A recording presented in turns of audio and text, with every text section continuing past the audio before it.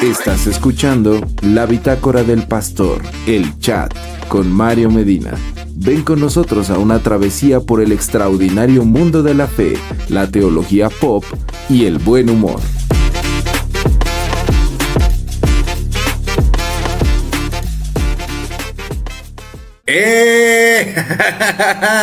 Bienvenidos a la Bitácora del Pastor, el chat. Yo soy Mario Medina y estamos iniciando en esta tercera temporada de la Bitácora del Pastor. Fíjense ustedes que fue un fenómeno como muy extraño. La primera temporada fue solo como de predicaciones. Ya la segunda temporada incluyó la Bitácora del Pastor de las predicaciones y el chat, que es este espacio en donde dialogamos, analizamos y vemos diferentes aspectos de la cultura y del análisis teológico, etcétera, ¿no? Para poder discutir. Y la tercera temporada de la Bitácora del Pastor, el chat, que iniciamos hace algunos días, pues bueno, incluye ya le puse nombre a la sección de predicaciones. La sección de predicaciones se llama Sin Filtro y la sección de análisis se llama la Bitácora del Pastor, el chat. Entonces, predicaciones, Sin Filtro y análisis, el chat. El chat porque estamos dialogando con ustedes y pues bueno, sean bienvenidos en este espacio que vamos a procurar pues hacerlo de nueva cuenta con constancia, ¿verdad? Por ahí vi algunas personitas que me etiquetaron en ciertos podcasts de personas que el Ajo Podcast, o no me acuerdo cómo, el Ajodil, no me acuerdo cómo se llamaba el podcast, pero pues estuvieron ahí como comentando, ¿se acuerdan cuando el Mario tenía un podcast? Pues ya regresamos aquí para poder charlar sobre los temas que a ustedes más les interesen y que también a mí me interesen, porque si a mí no me interesa, ¿para qué voy a hablar de eso? La verdad, por mucho que les interese a ustedes, yo ¿para qué voy a estar metiendo en cosas que a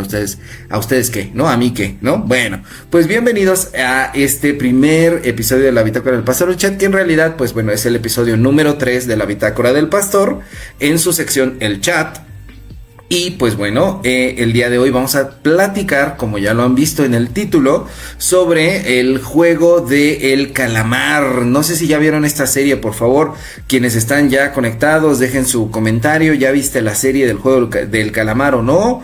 ¿Qué te pareció? ¿Qué opinaste? ¿Qué pensaste de esta serie de El Juego del Calamar? Que ha sido un fenómeno totalmente mediático en las plataformas de streaming, en Netflix en particular, que es donde pues es quien produce, quien hace esta serie, que en la época de la pandemia pues bueno rompió récords, pero pues algunos pensaron pues bueno, pudo que haya sido como un golpe de suerte. Pues no, carnal, ya se acabó la pandemia y ahora pues bueno tiene millones y millones de vistas esta segunda y tercera temporada, que en realidad pues bueno era una sola temporada dividida en dos como para crear tensión y de esa manera darle cierre, darle conclusión a la saga del Juego del Calamar, aunque por ahí hay algunos comentarios de que pues va a continuar, que ahora va a ser el Juego del Calamar Estados Unidos, y luego van a hacer el Juego del Calamar La Casa de los Famosos, y luego van a hacer el Juego del Calamar Masterchef y no sé qué cuántas cosas más, pero el caso es que la trilogía principal del Juego del Calamar pues ya terminó, ya culminó. No la han visto, por ahí dicen, no la han visto, pues ni modo, es tiempo de verla, es tiempo de culminar, de ver esta gran serie de Squid Game, el Juego del Calamar. No sé la verdad cómo se diga en coreano, a mí me fascina el Juego del Calamar y mi actor favorito hoy por hoy es el actor protagónico del Juego del Calamar, el 456, pero no tengo ni idea de cómo se pronuncia su nombre, porque pues es coreano, y yo de coreano, ¿qué voy a saber más que el ojito acá, ¿no? Medio rasgado, medio dormilón, como la niña de la mochila azul, ¿no? La de ojitos dormilones, pero no sé cómo se pronuncia. Si alguien sabe cómo se pronuncia el nombre del protagonista del Juego del Calamar, por favor enséñeme, dígame cómo se dice, porque de verdad es mi actor favorito hoy por hoy. Y pues bueno, quería platicar un poquito acerca de la teología, es decir, qué podemos dilucidar, aprender acerca de Dios a través de esta serie, porque bueno, desde la postura de una cosa que se llama teología pop, dice que en la zumba bailan las canciones del Juego del Calamar. ¿En serio? Órale, qué bien, eso está interesante, qué padre que ha trascendido como barreras culturales, ¿no? No se queda solamente como la cuestión mediática de la serie, sino que pues ahora ya es todo un fenómeno de distintas naturalezas, y pues bueno, hasta la zumba nos están diciendo aquí, ¿no? Bueno, el caso es que decía yo que desde la teología pop nos dice que, pues bueno, el arte, el entretenimiento, la cultura popular puede ser también pues una parábola moderna, ¿no? Una forma en la que nosotros podemos aprender acerca de Dios, y es un espejo cultural. Por ahí decía un afamado teólogo llamado Paul Tillich, y Paul Tillich decía que pues la cultura, el entretenimiento es el espejo cultural y un espacio de lectura teológica. Entonces, la ficción que tú ves en la televisión, las series, las películas, etcétera, no son solamente entretenimiento o contenido, sino que pueden convertirse en un espejo de la humanidad misma. Y pues bueno, series como El Juego del Calamar pueden ayudarnos a ver, reflejarnos como humanidad en cada uno de ellos, ¿no? Entonces, esta serie en particular en un principio fue muy criticada por la carga enorme de violencia que había, violencia gráfica, balazos, pues no sé, no había desmembramientos, pero de repente pues mucha sangre, ¿no? Mutilaciones, creo que sí, pues caídas, muy sangrienta la trama en algún momento, pero en realidad pues lejos de ser una apología, una defensa, una exaltación a la violencia o al crimen o a cualquier otra situación de esta naturaleza, es más bien una crítica a ciertas cuestiones del sistema, ¿no? Es una crítica al sistema socioeconómico, a la moral, a la ética que rige gran parte del mundo. Entonces, es muy interesante poder analizarlo desde ahí. La cultura puede ser un portador de la religión, como dicen algunos académicos, ¿verdad? Y pues bueno, el contemplar la cultura, el contemplar este entretenimiento, pues también nos lleva a poder tomar postura en ciertas situaciones de la vida misma. Y quizá también imaginando un poco, Jesús pues contaba historias, narraba historias que tenían que ver con los acontecimientos diarios que la gente vivía, ¿no? Entonces, cuando Jesús hablaba con las personas que se dedicaban a la siembra, les hablaba de parábolas acerca de sembrar. Cuando hablaba con pescadores, hablaba de cuestiones de pescar, etcétera, etcétera, ¿no? Entonces, sabía llegar muy bien como a las realidades de las personas.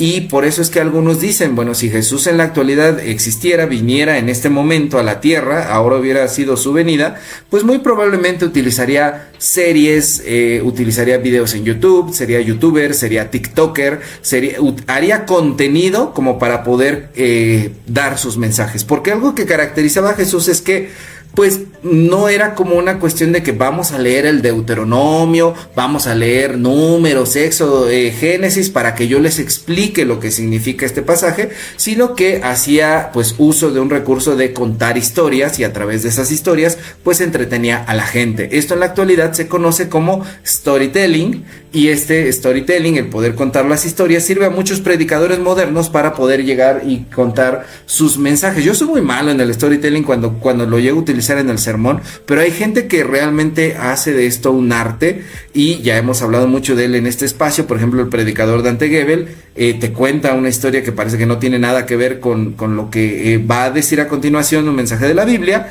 y pues bueno, ya lo hace de esta manera, ¿no? Entonces, a veces estos predicadores son criticados porque dicen, bueno, fulanito, sutanito, ¿por qué no habla de la Biblia?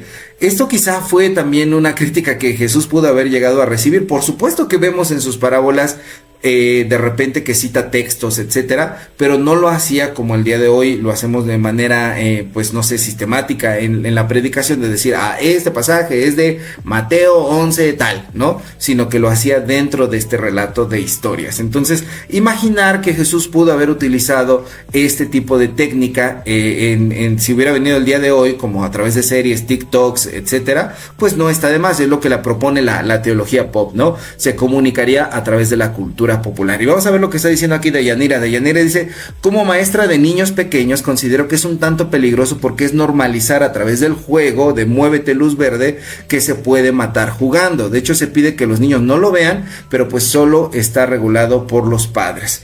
Aquí yo creo que en este espacio no creemos en la censura. Bueno, yo no creo en la censura, pero es muy importante lo que está diciendo aquí Deyanira.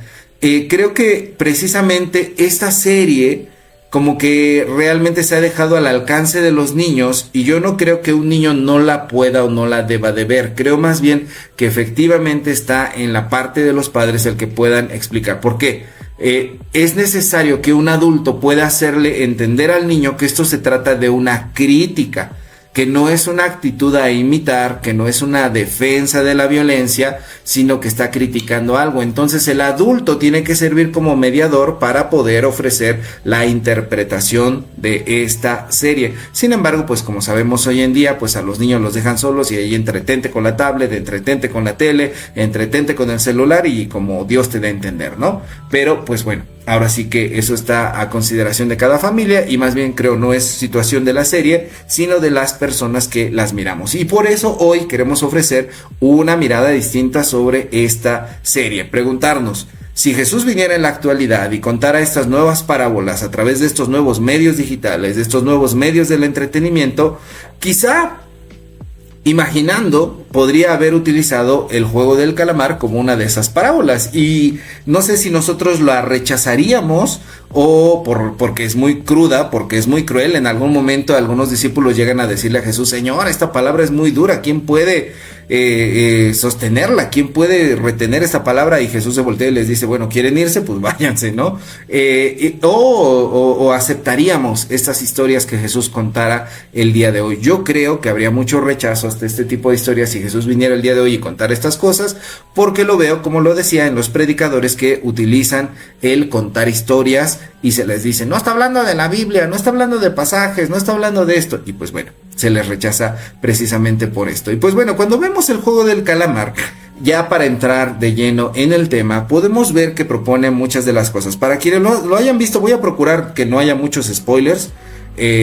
Al final sí la voy a terminar spoileando, pero pues bueno, es esta cuestión de que personas que tienen grandes deudas son reclutados para jugar unos juegos que más adelante nos enteramos que son auspiciados, son patrocinados por unos personajes que utilizan todo el tiempo máscaras muy vistosas a los cuales se les llama los VIP. Y los VIP son estas personas ultra putri millonarias que han organizado estos juegos junto con todo el personal que está ahí, los soldados, el líder, etcétera, y que han reclutado a esta gente para poder pues divertirse con su sufrimiento, verlos como un espectáculo a través de un cristal, porque ellos llegan ya cuando están en los últimos juegos y apuestan en vivo para ver quién se muere, quién gana, quién sobrevive, quién pasa.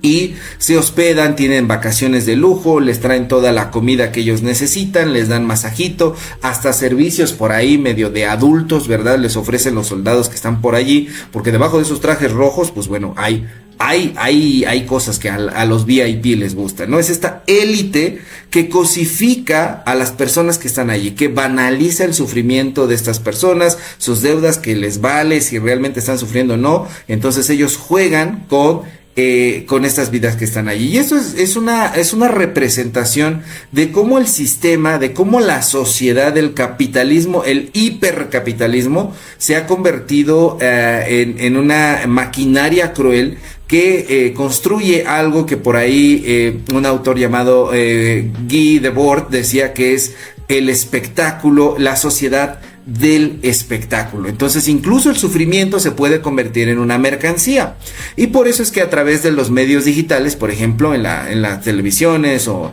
en el internet, nos venden así como la historia de esta persona no tiene un brazo y le hacen todo una cápsula con música melancólica triste para que mueva tu corazón, y entonces te dicen: y si tú quieres donar en este momento, marca tal número, envía una transferencia a tal lado, etcétera. Entonces el sufrimiento de las personas se vuelve espectáculo.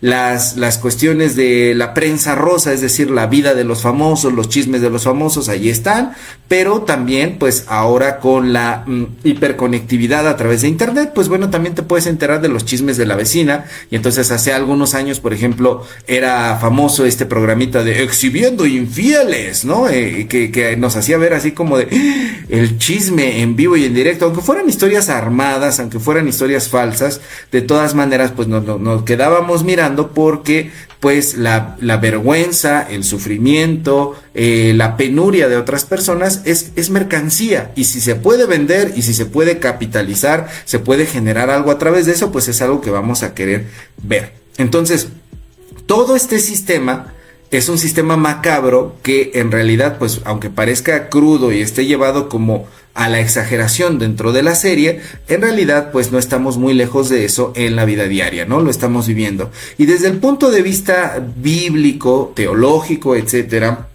pues podemos darnos cuenta que pues hay un sistema estructurado también. Hay un término en teología que se llama el cosmo. El cosmo, en griego esta palabra es mundo, pero no se refiere a la creación, sino este sistema que está estructurado en contra de Dios. Es un reino de muerte.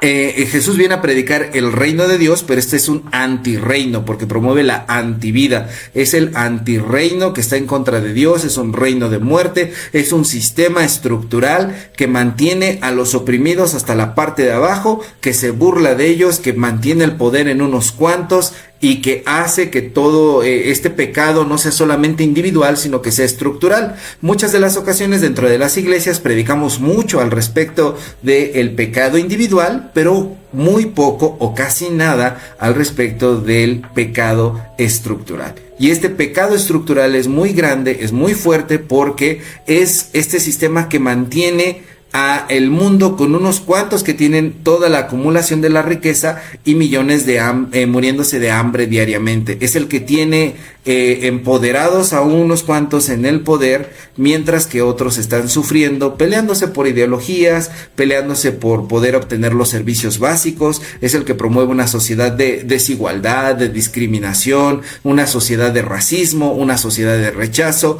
El sistema nos vende que nosotros debemos aspirar poder llegar a lo alto en ese sistema, pero al mismo tiempo no ofrece oportunidades para que nosotros podamos crecer en ese sistema, sino que nos mantiene con la ilusión del crecimiento, mientras que sabe que nos está sometiendo en absolutamente todo. Es un sistema hostil, y dicen los estudiosos que una persona que nace en algún momento en una clase social, van a tener que pasar muchas generaciones como para que tenga la oportunidad quizá de avanzar un peldañito en la escalera de las clases sociales. Y mientras tanto, pues nos venden la idea de que todo lo que pasa solamente se soluciona a partir de nuestro esfuerzo de échale ganas, o que pues pasa porque es nuestra culpa el no echarle ganas, cuando todo el sistema está diseñado para que tú no triunfes, para que tú no te superes, para que tú vivas siempre en la pobreza, para que estés allí. Y todo ese sistema es un reino satánico de muerte, es lo que es el antirreino, y no hay ni un solo pastor predicando en contra de eso. En lugar de eso te dicen que no veas Pokémon, porque eso es del diablo. Porque con el antirreino, que es un reino satánico, poderoso, es un reino que tiene dominado al mundo bajo estas ideologías y principios socioeconómicos que nos lo venden como lo más lógico, que nos dicen: el capitalismo es lo mejor, el comunismo es lo mejor, el socialismo es lo mejor, el libertarianismo es lo mejor. Todos son sistemas que están dedicados solamente a poner el poder en unos cuantos. Te lo venden como lo más lógico, pero solamente somos esclavos de ese sistema. Somos los jugadores del juego del calamar, de los cuales solamente los VIP nos ven desde arriba y se divierten con nuestro sufrimiento y ganan a partir del sufrimiento de todos nosotros. Y ese reino de pecado estructural gigantesco y malévolo, nadie lo denuncia. Es decir, en México, por ejemplo, no hay marchas de cristianos en contra de la corrupción, no hay marchas de cristianos en contra del narcotráfico, no hay marchas de cristianos en contra del racismo, no hay marchas de cristianos en contra de la xenofobia, no hay marchas de cristianos en contra, ni marchas, ni programas, ni actividades en contra de eso, de fomentar una cultura de la paz, de poder hacer acciones transformadoras, de poder hacer estructurar y fortalecer el tejido social, porque eso no nos importa como cristianos, porque lo que queremos es estar alabando a nuestro Diosito. A mí no me molestes, yo consumo alabanzas y estoy con Diosito bien, y eso es lo único que me importa. El pecado estructural es tan fuerte y es tan poderoso que está inmerso incluso dentro de la iglesia, porque la iglesia no está haciendo absolutamente nada como para poder acabar con este cosmo, con este mundo que se ha metido. Y no, el mundo no es que uses una falda arriba de la rodilla, el mundo no es que estés bailando salsa los días viernes, el mundo es este sistema de muerte que está matando a millones en este mismo momento, mientras nosotros estamos hablando aquí, y nadie de las iglesias hace absolutamente nada. Entonces, cuando veo el juego del calamar y veo esta situación de los VIP y de los juegos, precisamente ponen de manera alegórica lo que se describe en teología como el antirreino. Y yo no sé si ustedes habían pensado en eso, pero el sistema está tan bien armado que es muy difícil que nosotros como individuos podamos resistirlo, y eso es lo que se presenta en la segunda y en la tercera temporada del juego del calamar, sobre todo cuando el protagonista, el 456, quiere resistirse a ese sistema, se topa con que hay un montón de cosas que le impiden poder destruir a los juegos y a los VIP, no puede llegar finalmente a poder destruirlos, pero es esta situación profunda que ocurre y de la cual ninguno de nosotros como cristianos a veces está hablando, y preferimos decir que el pecado es que te vistas de tal o cual forma, que tengas o no cual hábito, y lo dejamos en el ámbito individual cuando el pecado es estructural, es satánico y es muchísimo más grande de lo que nosotros a veces podemos entender. Entonces basta con que te arrepientas un poco, con que llores un poco delante de Dios, le digas, ay, yo me arrepiento de mi pecado, pero el sistema sigue igual, y entonces no se toca estas situaciones de pecado estructural. Y vamos a ver algunos comentarios. Dice Eduardo, saludos, qué bueno que regresaron los en vivo. Se llama el chat, digo, te voy a dar un chanclazo, Eduardo, de veras, se llama el chat. Que por cierto, a Eduardo dije que lo iba a quemar porque yo puse en la página, regresó la tercera temporada de la Bitácora del Pastor, y el Eduardo, primer comentario, ¿qué creen que puso? ¿Cuándo regresa? Eduardo, por amor de Dios, Padre Santo, ahí dice que ya regresó. Qué bueno que estás aquí, Eduardo, de verdad me agrada mucho que estés aquí. Dice Holly Palafox, creo que no importa el tiempo o el momento, Jesús seguramente al predicar con parábolas o no, siempre dejaría un aprendizaje o pensamiento para emularlo y para discutirlo, porque fue bastante polémico, no aceptaron tan bien el mensaje de Jesús, como ya sabemos, ¿no? Dice aquí, la Bitácora del Pastor regresó con propaganda zapatista al extremo. Sí, ya regresamos, pues no es zapatista, es cristianismo del que ya nadie quiere hablar, cristianismo que no nos conviene porque no nos da, no es un producto individual que yo pueda consumir y sentirme bien conmigo mismo, sino que nos reta a lo que verdaderamente los primeros cristianos se enfrentaron, que fue al imperio romano. Para ellos el cosmo, el mundo, era el imperio romano. No era así que le decían, ay, traes hoy la túnica muy corta, Pedro, ¿no? O María Magdalena, hoy te maquillaste los ojos. No, eso no era el mundo era todo lo que estaba haciendo Roma como propaganda, que Roma prometía una falsa paz, etcétera, y los cristianos pues decían, no, eso no es. Dios trae verdaderamente un cambio de estructura en toda la situación, ¿no? Y a veces preguntan, ¿Dios es de izquierda o es de derecha? De ninguno, porque no es un sistema humano, precisamente es por eso se le llama el reino de Dios, el reino de los cielos, en contra de este cosmo, que es todo el sistema humano que solamente destruye al ser humano. Y dice aquí, mientras las guerras siguen, no hacemos nada, los escritos no sirven, deberíamos manifestarnos. Pues ahí está, ya está, para que vean, ese es el primer punto del que quiero hablar. Luego, dentro de esta serie del juego del calamar, ocurre, ya en la segunda y la tercera temporada, vemos, ahora déjenme tomar tantita agüita, vemos a un personaje que se llama el líder, que es un cuate que trae una máscara totalmente diferente a todos los otros que traen máscara de circulito, de cuadradito, de triángulo, que no sé si se fijaron, pero cada una de esas máscaras tenía como una función. Los de triángulo eran artillería, los cuadrados eran como parte operativa, y los de círculo no recuerdo exactamente quién, pero cada una de esas tenía como una función dentro de ahí, donde estaban en la isla, en los juegos, donde están reclutados todos. Bueno, el líder es el que coordina, digamos, es el peón principal de los VIP, y es el anfitrión, el que coordina todo ahí en la isla. Y él, pues bueno, nos enteramos en esta segunda y tercera temporada que él fue jugador de los juegos, es decir, que el sistema se replicó en él y él terminó replicando lo que el sistema le inculcó y le enseñó, y que él era una buena persona, que el sistema terminó corrompiéndolo,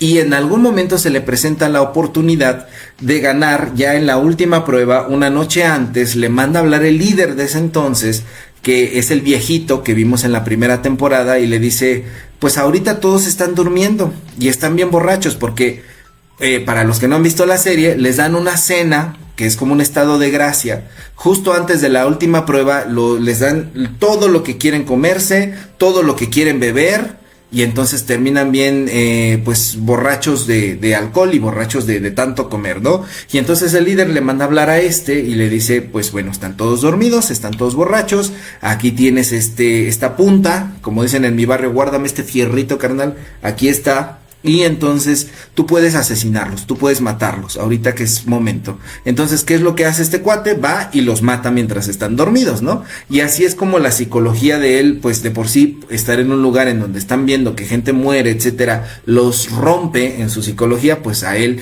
termina de romperse más esa psicología, y es cuando el sistema lo acapara, cuando el sistema logra hacer que él realice lo que el sistema quería que él realice.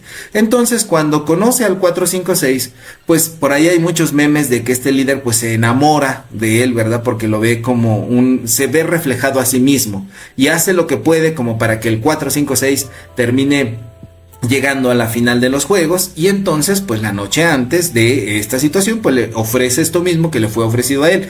Aquí está esta puntita, están todos borrachos, tú los puedes asesinar. Y el 456, en la locura que él tiene, porque vemos a un personaje muy descompuesto de la primera temporada, esta temporada, decide que no los va a matar. Tiene por ahí una visión de una compañera que estuvo con él en la primera temporada, la primera vez que él estuvo en los juegos, porque pues por alguna extraña razón, los que no han visto la serie, termina otra vez en los juegos, ganó los primeros y ahora termina otra vez aquí. Tiene una visión donde se le aparece esta compañera y le dice, tú no eres esa clase de persona, y entonces renuncia a la salida fácil. Renuncia a poder ganar el juego de la salida fácil. Eso tiene muchas implicaciones teológicas. Es por ejemplo como cuando se le ofrece a Jesús la posibilidad de obtener todo lo que Dios Padre quería que Jesús tuviera desde un principio. Entonces recordarán que hay una escena por allí de las tentaciones en el desierto, en las cuales pues el diablo se le aparece, ¿no?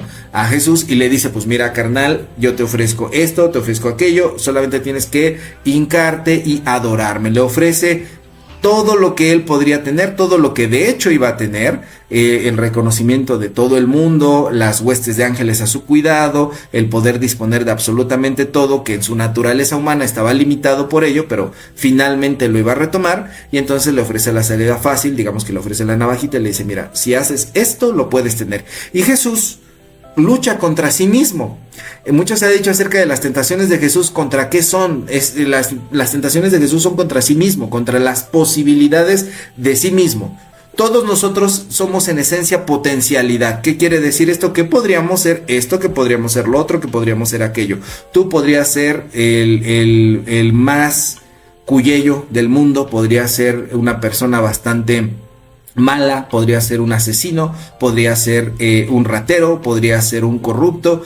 Toda la potencialidad está en ti, pero a diario tomamos decisiones, y eso nos lleva a la cuestión del determinismo, el determinismo absoluto que algunas teologías plantean. Por ejemplo, teologías como el calvinismo. Aquí no me quiero meter como en cuestiones denominacionales, pero pues bueno, solamente como referencia, hay teologías, propuestas cristianas que dicen que pues todo ya está escrito, que no hay nada que podamos hacer, que tanto rechazar a Dios como aceptar a Dios es algo que Dios ya ha decidido. Dios ha decidido los que han de ser salvos, Dios ha decidido los que han de perderse. El ser humano no tiene capacidad de decisión. Vivimos en una especie de determinismo absoluto. Entonces, este líder de los juegos de alguna manera se entiende así como que el sistema es de esta manera, yo tengo que reproducir eso, y entonces ahora yo invito a otro a que sea de esa manera, que se dé cuenta de que los dados ya están tirados y que no hay nada que se pueda hacer al respecto, y tu destino es solamente aceptar la reproducción del sistema dentro de ti mismo, para que entonces lo proyectes hacia los demás en corrupciones, en maldades, en asesinatos, en rechazo, etcétera. Entonces, el rechazo que tiene el 456 hacia esta situación precisamente es las otras posturas cristianas que dicen no, todo está escrito, los dados no están tirados, tenemos la posibilidad de reescribir el guión que nos ha sido impuesto, aunque el sistema sea así de corrupto, así de grande, así de que penetrando todas las situaciones de la vida, yo tengo libertad. Los seres humanos tenemos raciocinio, los seres humanos tenemos el albedrío, la capacidad de decidir y la capacidad de ser libres. Y eso es un regalo que Dios en su gracia nos ha dado gratuitamente, nos ha dado el intelecto, y esto es lo que algunos dicen es la imagen de Dios dentro de nosotros, y por lo tanto nosotros podemos decidir hacia dónde vamos. Dios nos ha dado libertad incluso de rechazarlo o de aceptarlo. Por lo tanto, el ser humano no está depravado desde un inicio. Esto es algo que pulula en muchas teologías de la actualidad, ¿no?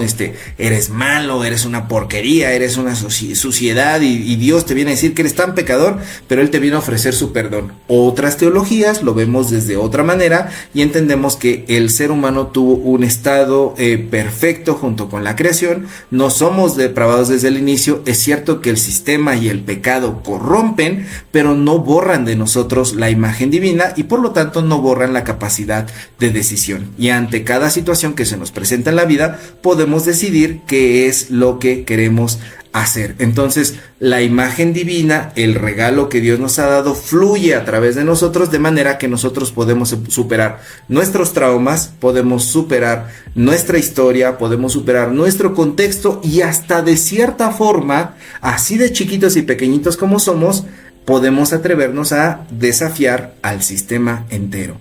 Entonces, la pregunta que tenemos que hacernos cada uno de nosotros es: ¿te vas a atrever a improvisar dentro de tu vida o vas a seguir el guión que otros están escribiendo para ti de entrada? Porque, como dice alguna teoría por ahí social, de que somos ya determinados, nos atraviesan varios contextos, ¿no? Yo, por ejemplo, nací mexicano, nací moreno, nací chimalhuacano, nací hombre, nací pobre, nací etcétera, etcétera, etcétera. Varias cosas atraviesan en mi persona, ¿no? La interseccionalidad.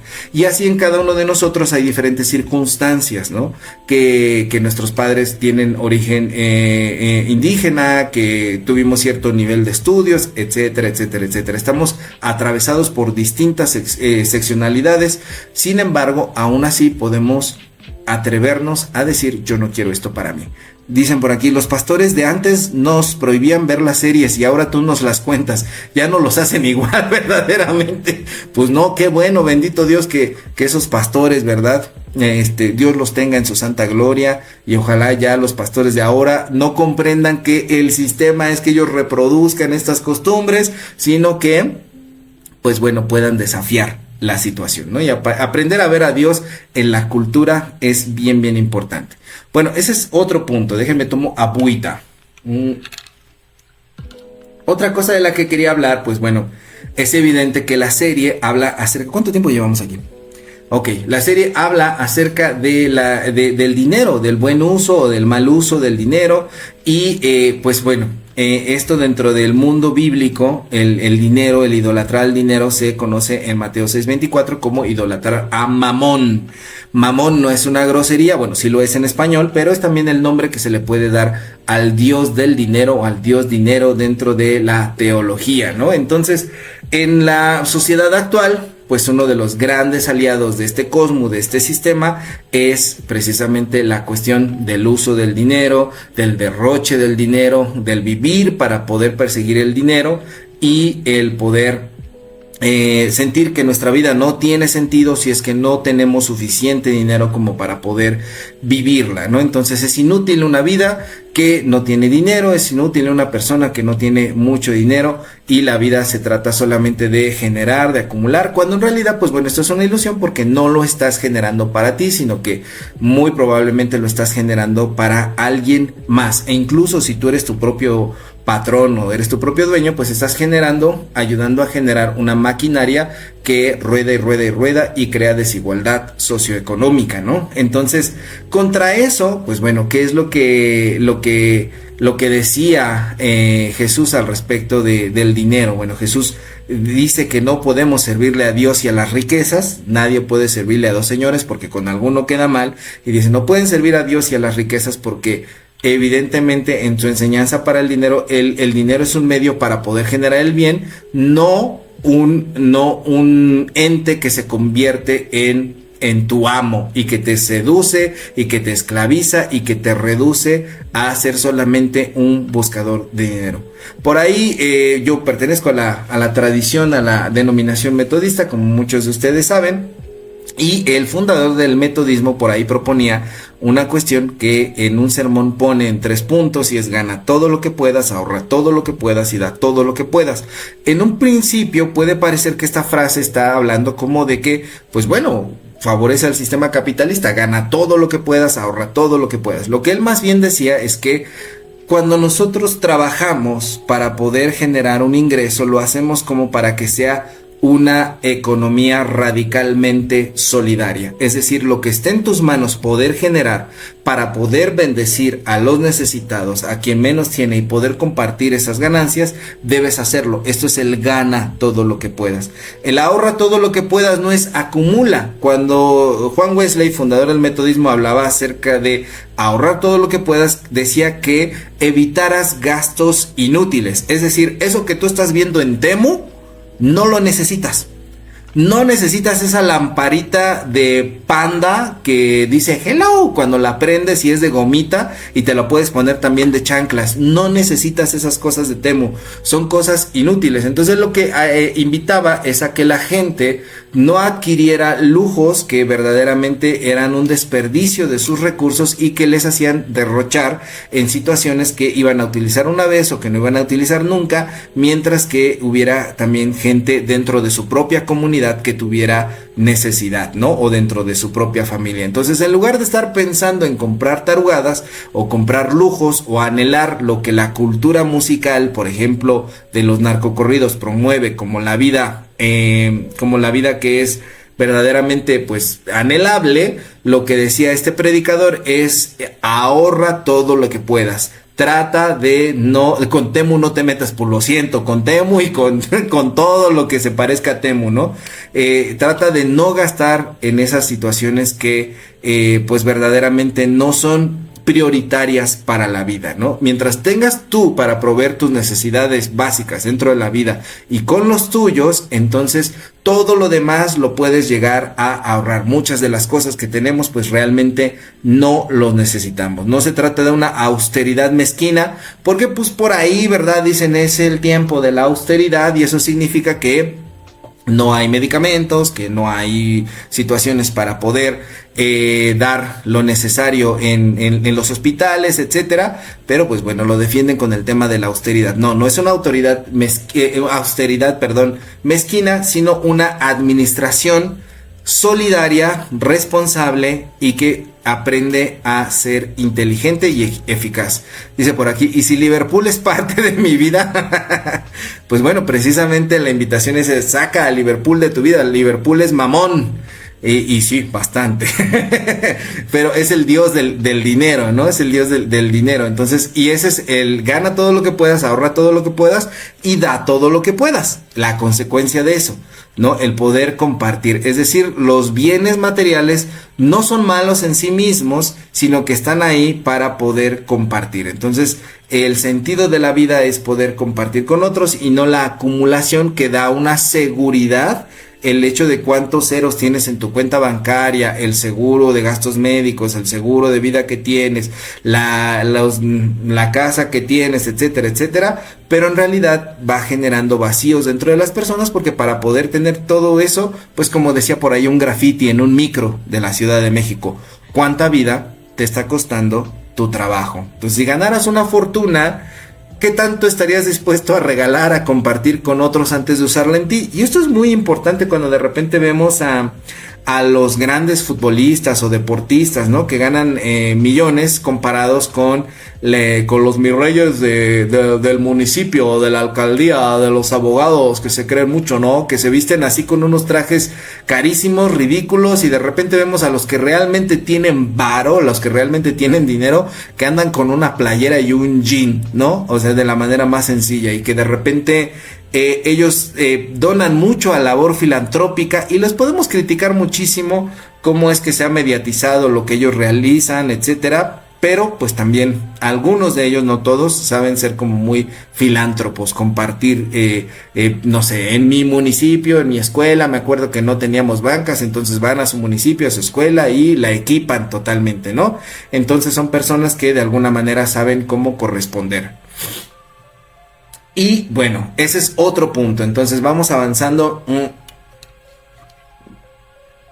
en esta teología del juego del calamar. Otra cosa que es como muy latente dentro de la serie del juego del calamar es que pues hay una tensión entre los jugadores que están allí adentro, de repente entre poder formar alianzas, formar equipo cuando les conviene, y después trabajar como para sus propios intereses bajo una doble agenda, ¿no? Entonces somos equipo para este juego, pero en realidad lo único que yo quiero hacer es sobrevivir, y eso se ve con mucha tensión, sobre todo en la tercera temporada, en la última prueba, cómo es que de repente hacen como un equipo para estar en contra del protagonista 456 y la bebé que trae por ahí cargando, que se pone en una situación verdaderamente, pone los nervios de punta.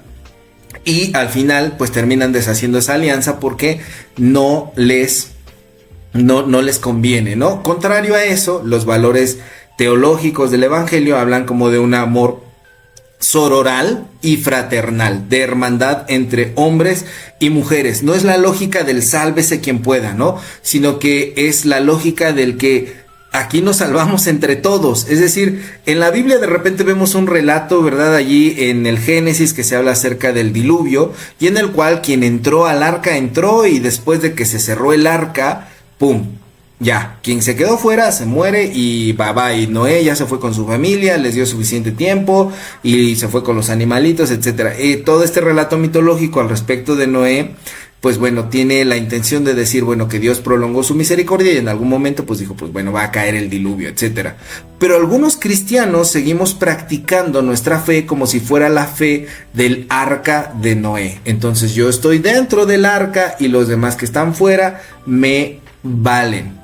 Practico mi fe solamente para estar bien yo con Dios, y si los demás no quieren saber de Dios, no quieren entender de Dios, dentro de mi misma casa incluso, pues simple y sencillamente me vale, cuando no nos damos cuenta que eso erosiona, destruye los vínculos comunitarios y perpetúa el sistema de la muerte.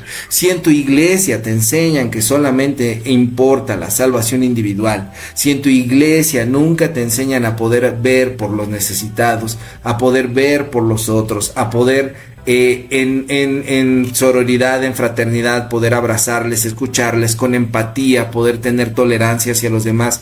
Si en tu iglesia solo se dedican a adorar a Dios y nunca salen a hacer nada en su entorno, déjame decirte que estás viviendo la fe del antirreino, del cosmo, de este sistema de muerte que precisamente eso es lo que quiere. Como en los juegos del calamar promueven el individualismo extremo. ¿Hasta cuándo no? Se me andaba lenguando la traba. Promueven el individualismo extremo y es una cuestión de un capitalismo exacerbado, ¿no? No es una comunidad que comparte, como podemos leerlo, por ejemplo, en el libro de los Hechos, capítulo 2, versículos 44 al 47, se nos dice que los primeros cristianos pues vivían una comunidad radical, en la cual todos se apoyaban, todos tenían en común todas las cosas, cuando alguien no tenía, entre todos le daban, y entre todos tenían como la misión de poder transformar su entorno. Es por eso que se hacen llamar iglesia, que viene del griego eclesia, que es asamblea. Hasta ese entonces las asambleas solamente eran de ciudadanos libres, con privilegios, varones y de dinero, romanos, que podían participar en las decisiones del Imperio Romano. Todos los demás no contaban.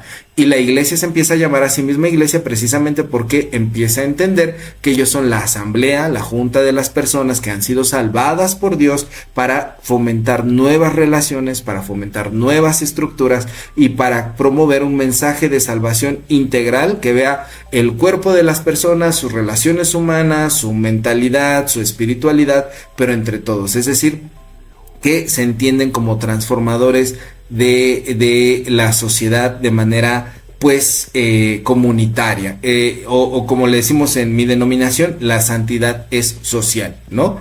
Entonces no podemos decir que solamente tenemos una fe para nosotros, encerrarnos a solamente preocuparnos por nosotros, y como ya lo he dicho muchas veces, por ahí la alabanza esa que dice, tan sumergidos en tu amor que no nos damos cuenta de nuestro alrededor. No, pues si estás sumergido en el amor de Dios, para nosotros es al revés.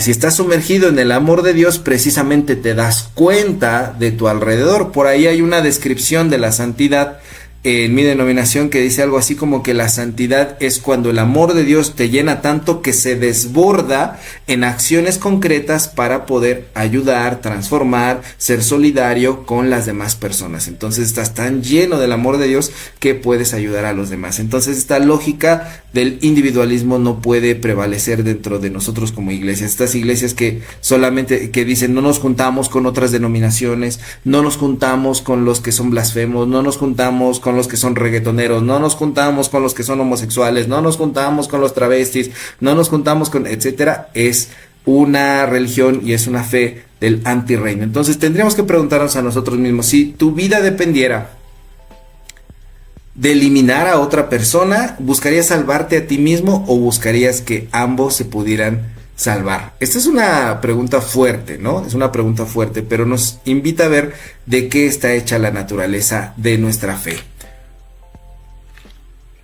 Ya se quedaron muy callados los vitaescuchas. Por favor, alimenten este podcast con sus comentarios. Por favor, díganme qué es lo que están pensando, qué se les ocurre. Qué bueno que están aquí de nueva cuenta. Bueno, otra cuestión que es bien fundamental es que de repente los juegos, como pues este es el juego del calamar y ahorita lo decía Deyanira, los juegos que son fomentados desde la infancia pueden ser también como una cuestión de exclusión, y aquí precisamente en la serie se juega precisamente con esto. Todos los juegos que aparecen dentro del juego del calamar son juegos de niños, son juegos infantiles que son muy populares pues en la cultura coreana. Por ahí vemos ahí los tazos coreanos, que son estos como cuadraditos que están ahí utilizando para poder voltearlos. Vemos diferentes juegos allí que pues sirven para que los participantes vayan avanzando o vayan quedándose en el camino. Y esto tiene un respaldo también antropológico, de que el juego es como una especie de ritual de iniciación.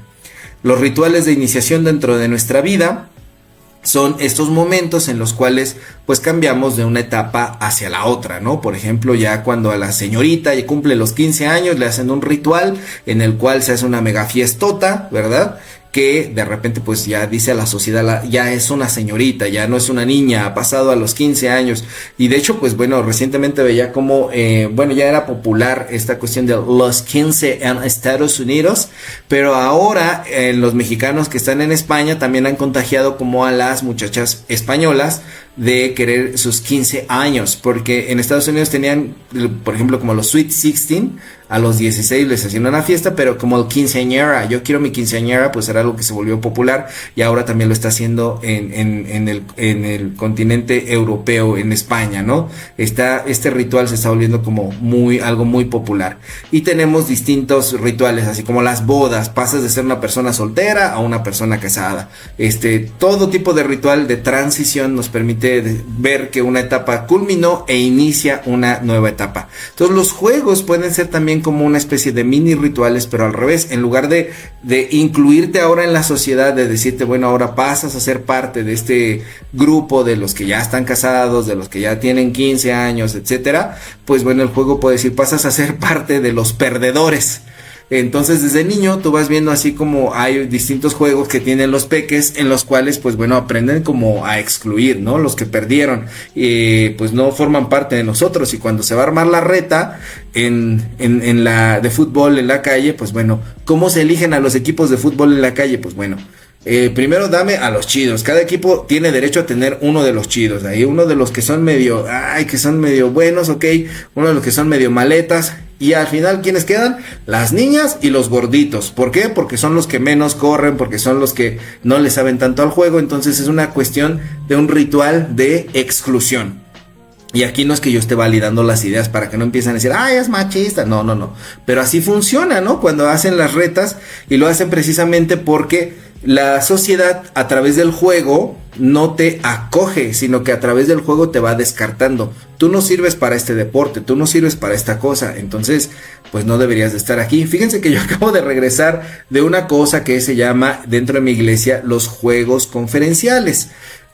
Que son los encuentros bíblicos, deportivos y culturales, en los cuales pues bueno, la juventud de la iglesia se reúne para poder tener competencias en distintas disciplinas culturales, en distintos juegos bíblicos y en distintos pues competencias deportivas.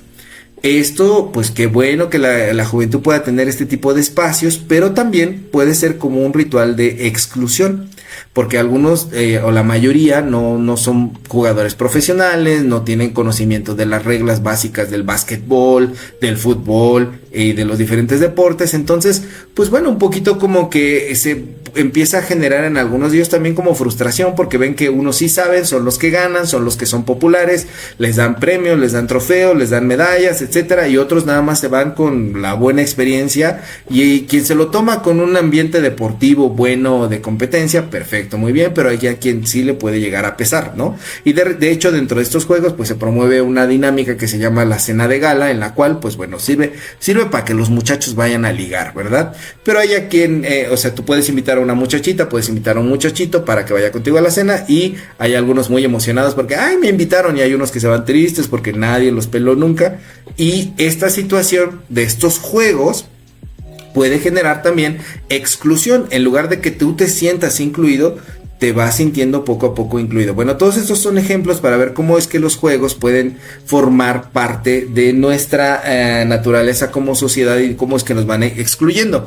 Llevándolo, por ejemplo, al ámbito social, está una dinámica, por ejemplo, que ustedes deben de conocer muy bien, que el Black Friday, o en México hicieron la versión del Buen Fin, ¿no? En la cual, pues, las personas que tienen el dinero para poder comprar las ofertas del Buen Fin están incluidos dentro del juego. Los que no, pues no tienen suficiente capital como para poder jugar el juego del Buen Fin, y te quedas lejos, ¿no? En las redes sociales, por ejemplo, ¿cómo puede funcionar esto? Bueno, las redes sociales también tenían activada, ahora ya se puede desactivar, pero esta función de ver cuántos likes tiene una publicación, cuántas interacciones tiene una publicación, cuántas personas la vieron, cuántas personas la compartieron, y cuántas personas le dieron me gusta, o etcétera, ¿no? Estas situaciones pues empiezan a generar como la segregación entre los que son populares y los que son impopulares, ¿no?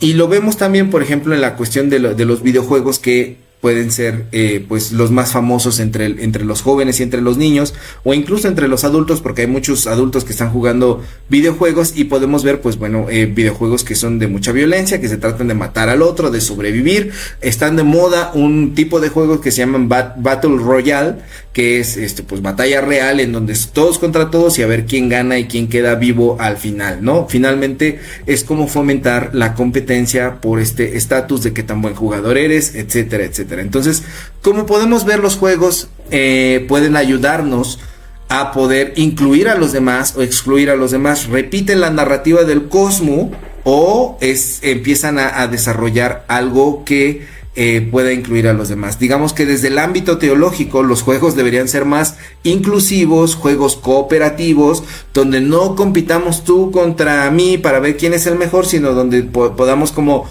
ver cómo nos apoyamos como equipo para poder llegar a algo, a un fin común, ¿no? Entonces, ¿por qué podría ser negativo esto? Porque bueno, a veces los juegos pueden normalizar la humillación, la segregación y la comparación. Y esto es tremendo en muchísimos momentos, ¿no? Y pues bueno, lo último que quiero decir, ya vamos llegando al cierre, por favor, para que ya puedan descansar el día de hoy de este regreso a la tercera temporada de la Bitácora del Pastor, el chat. Es que el elemento por el que decidí hacer este análisis teológico de el juego del calamar fue porque claramente el protagonista de la serie es una figura cristológica, es decir, es un Cristo. Es una figura de Cristo. Este jugador que tiene una historia, un arco de narrativo del personaje en el que encuentra la redención, porque cuando lo conocemos en la primera temporada, pues es un vividor, es un bueno para nada, es un pobre, está endeudado hasta las manitas, le roba dinero a su mamá viejita para poder ir a apostar a los caballos, se divorció, tiene una hija a la que desilusiona, ni siquiera se acuerda cuándo es su cumpleaños, le regala el peor regalo que le pudo haber hecho, se ve que la quiere, pero realmente es como... dice, actualicen la Biblia con este capítulo de la bitácora, puras verdades andas tirando, puros factos, dice la chaviza.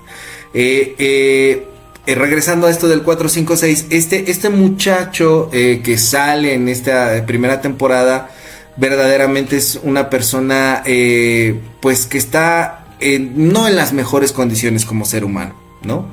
Realmente no está realizado y tiene un montón de peros y contratiempos que lo vemos como alguien que es un antihéroe totalmente, ¿no? Y con el paso de la primera temporada es confrontado con la crudeza de los juegos cuando él se mete ahí esperando poder pagar sus deudas, porque no les explican que los juegos son a muerte. De hecho, cuando van a jugar el primer juego que ellos todavía piensan, bueno, son eliminados, pues pierden y ya, ¿no?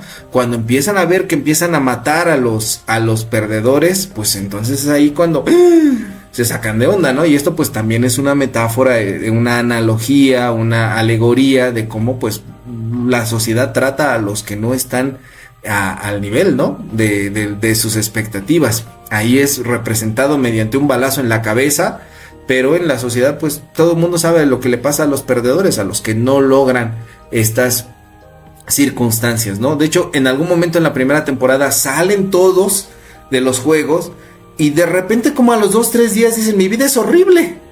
Por lo menos allí tenía la emoción de ganar un juego. Aquí soy verdaderamente, la enfermedad que yo tenía me sigue esperando, las deudas me siguen esperando, prefiero volverme a meter a los juegos. Y es por eso que todos regresan y vuelven a jugar, ¿no?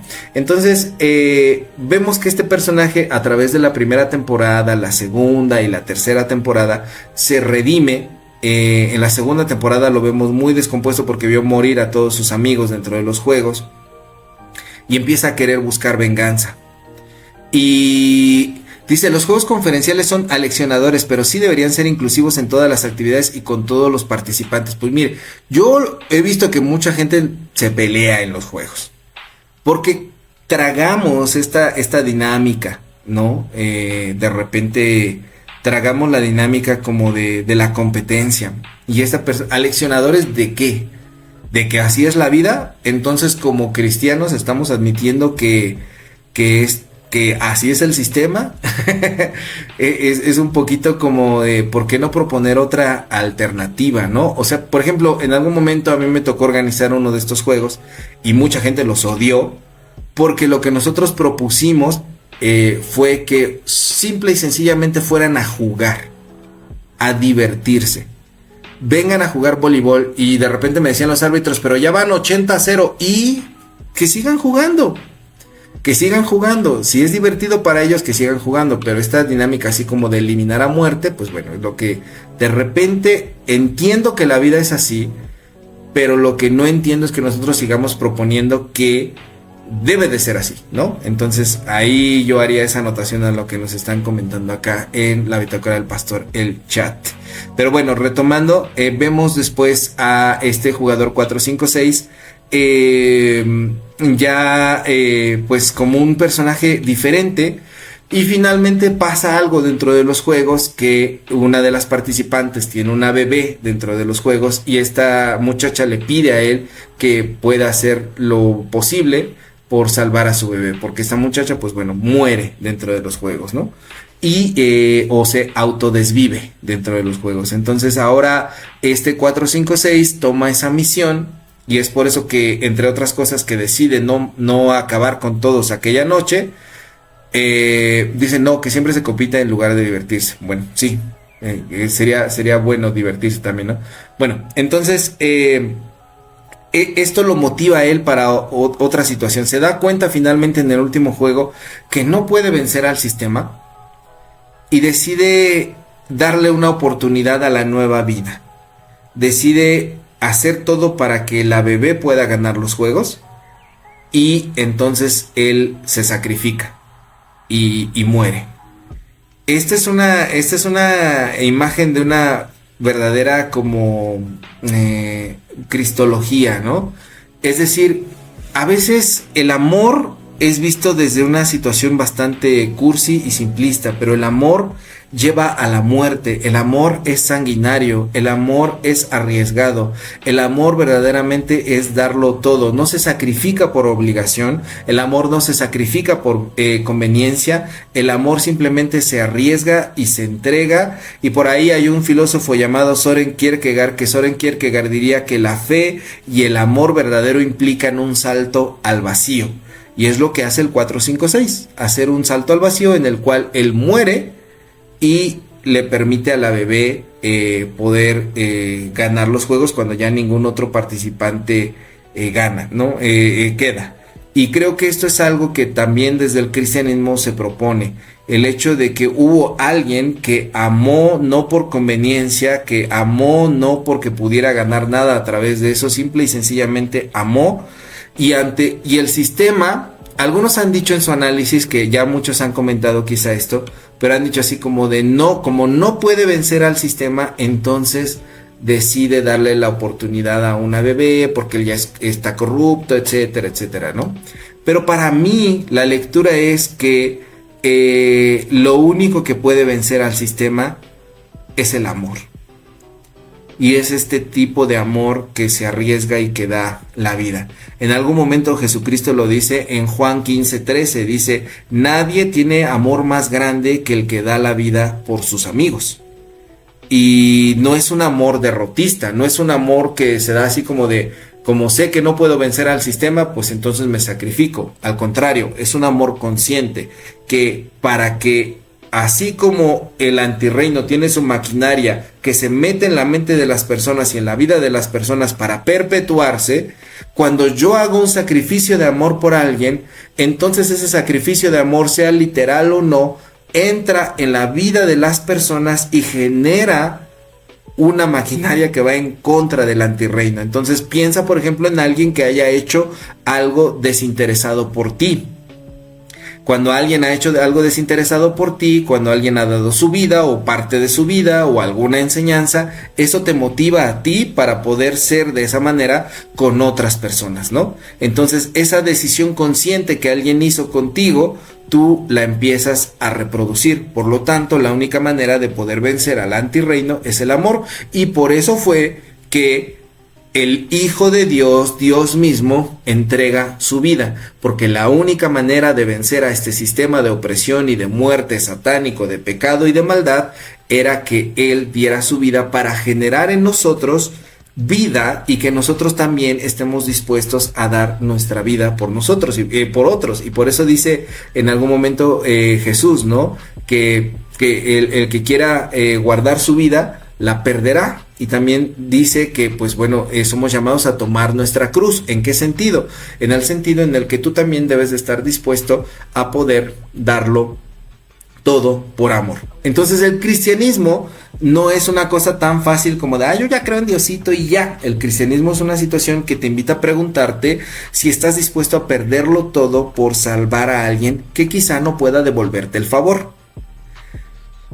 Si estás dispuesto a darlo todo por alguien que quizá no pueda dar algo por ti. Si estás dispuesto a dar ese salto al vacío, a abandonar todo cálculo egoísta, toda situación de beneficio propio para dar tu vida por los amigos. Y por eso es que la imagen más poderosa que tenemos en la Biblia de el Mesías no es este Mesías triunfador, no es este Mesías como un rey, sino que es un Mesías que es como le dice Isaías en el capítulo 53, el profeta Isaías capítulo 53 le llama, es el siervo sufriente. Y esta es una situación que muchos de nosotros no queremos, porque el mismo profeta Isaías dice, le veremos al Mesías más inatractivo para que lo deseemos. Nadie quiere eso. Nadie quiere sufrir el destino del Mesías. Y decimos, bueno, pero él ya se sacrificó para que yo no me tenga que sacrificar. Él fue pobre para que yo fuera rico, dice la teología de la liberación. Bueno, dice la Biblia, pero lo malinterpretan ellos, ¿no? Dice de la liberación, perdón, de la prosperidad. Ay, los confundí, me fui de los dos términos. De repente, pues dicen, bueno, Dios ya lo dio todo para que yo ya no tenga que sufrir. Sí y no.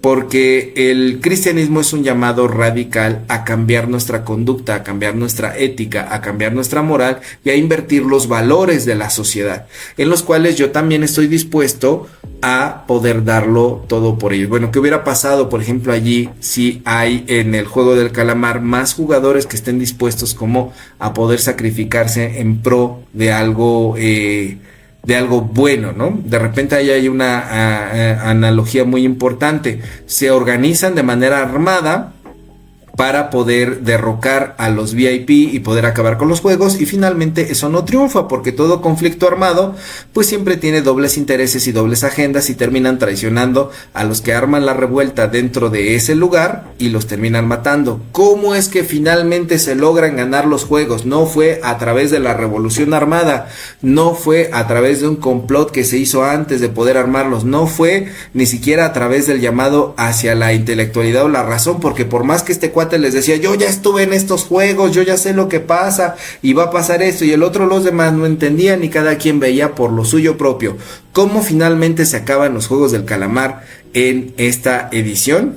Cuando él decide sacrificarse por amor, por esta bebita.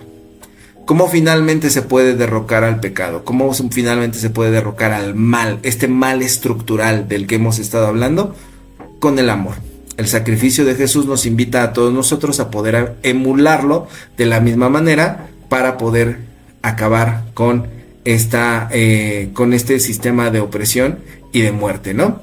Dice por aquí, la teoría de la supervivencia del más fuerte social, económica o ideológica es lo contrario a la teoría del altruismo. Sí, creo que y lo que dice este comentario es muy importante. Muchas veces, por ejemplo, se habla de el biologicismo, ¿no? En cómo es que en las especies hemos evolucionado, pues a través de la adaptación. El que se adapta evoluciona. El más fuerte logra adaptarse y logra sobrevivir. Pero el evangelio, pero el reino de Dios, pero el mensaje de Jesús, lo que dice es que tenemos que desafiar incluso no solamente nuestra economía, no solamente nuestra estructura sociológica, no solamente nuestra estructura política, tenemos que desafiar incluso nuestra biología.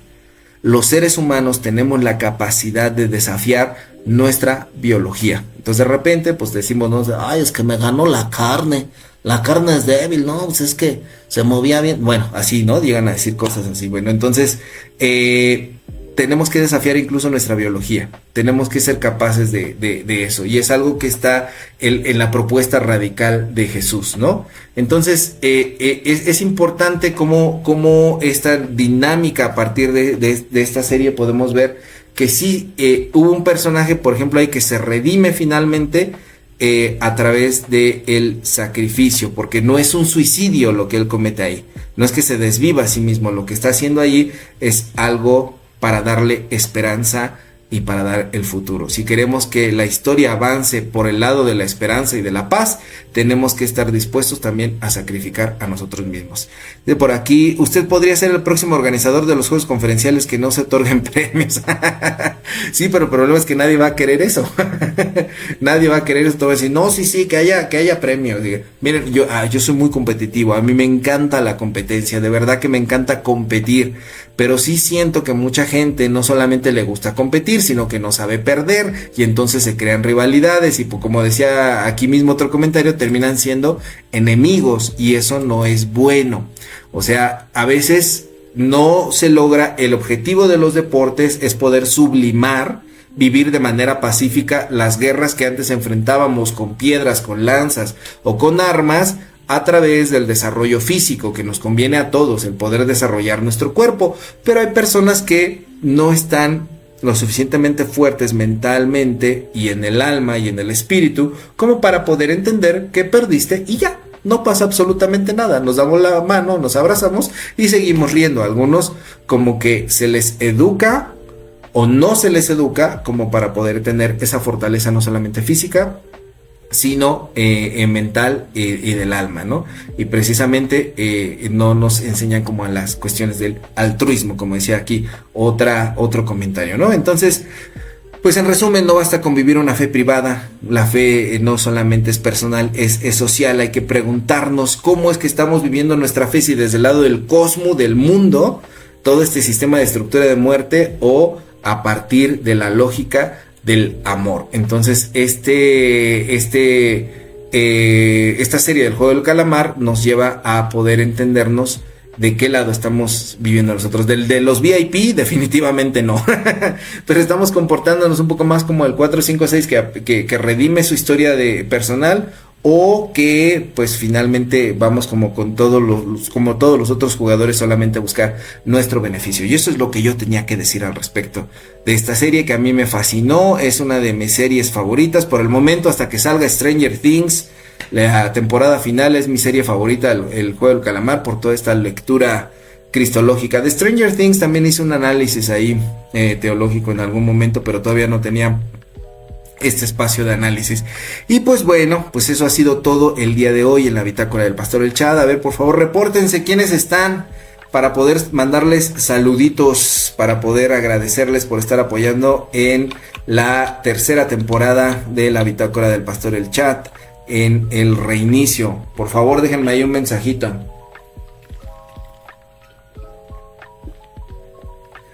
Y les recuerdo, en lo que están poniendo sus mensajes, quienes pongan mensajitos recibirán bendición del Señor en esta hora, y prosperarán sus finanzas, y romperemos toda maldición, todo amarre, toda situación de brujería, hechicería, satanismo, todo. Viva Diosito. Viva Diosito, abajo el diablo. Magali Navidad, saludos. Saludos también aquí a Holly Palafox, a San Pedrosa. Saludos a ¿quién más estuvo? Eduardo García, a Deyanira, a Vane.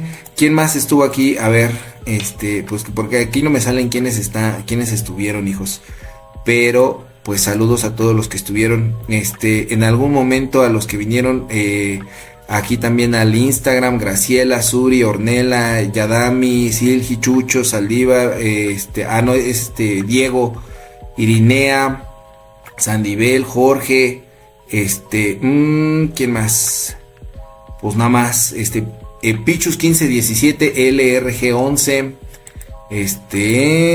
pues ya, muchachos, nada más, creo que hasta ahí. Pues Eduardo dice saludos no, ese ya es de pasado, ¿verdad?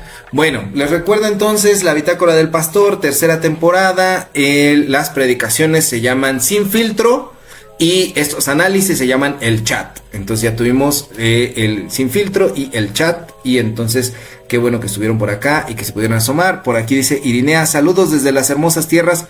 ¿Es xoxocotlenses o sosocotlenses? ¿Cómo se dice, Irinea? Por favor, dime con soso, xoxo o jojocotlenses, porque la X es una cosa que los españoles no supieron qué hacer con la X, y entonces a todo lo que no entendían le ponían la X. Sureñas de Morelos, saludos, Irinea. Si nos dices cómo se dice exactamente, por favor, para poder decirlo, que no me vea yo como un tarugo aquí mandándole saludos a un lugar que no existe, ¿verdad?